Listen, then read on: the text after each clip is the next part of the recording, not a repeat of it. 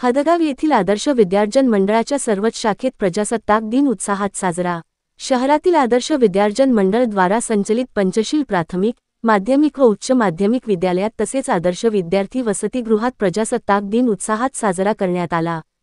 राष्ट्रपिता महात्मा गांधी व भारतरत्न डॉक्टर बाबासाहेब आंबेडकर यांच्या प्रतिमेचे पूजन करून पंचशील प्राथमिक विद्यालयात संस्थेच्या उपाध्यक्षा श्रीमती कुमुद हदगावकर, माध्यमिक व उच्च माध्यमिक विद्यालयात संस्थेचे सचिव सुनील हरिहरराव सोनुले, तर आदर्श विद्यार्थी वसतिगृहात ज्येष्ठ संचालक बा पवार यांच्या हस्ते ध्वजारोहण करण्यात आले।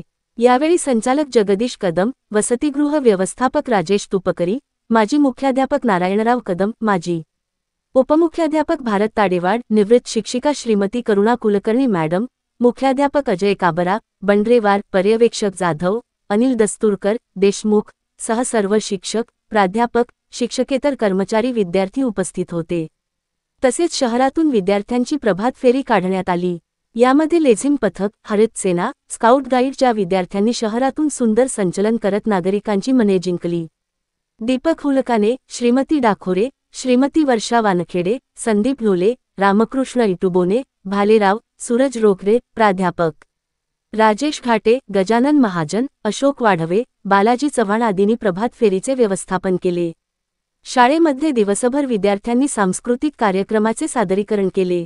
सांस्कृतिक कार्यक्रमाचे श्रीमती दर्शना सोनटक्के, श्रीमती कल्पना पिंपळे, प्राध्यापक खिसे, प्राध्यापक पानपट्टे, प्राध्यापक चव्हाण यांनी केले। कार्यक्रमाचे सूत्रसंचालन जनार्दन देशमुख यांनी तर सर्व कार्यक्रमाचे नियोजन ओमकार मुधोळ यांनी केले। खाऊ वाटपानंतर कार्यक्रमाची सांगता झाली असल्याचे शाळेचे प्रसिद्धी प्रमुख अनिल दस्तुरकर यांनी कळविले आहे।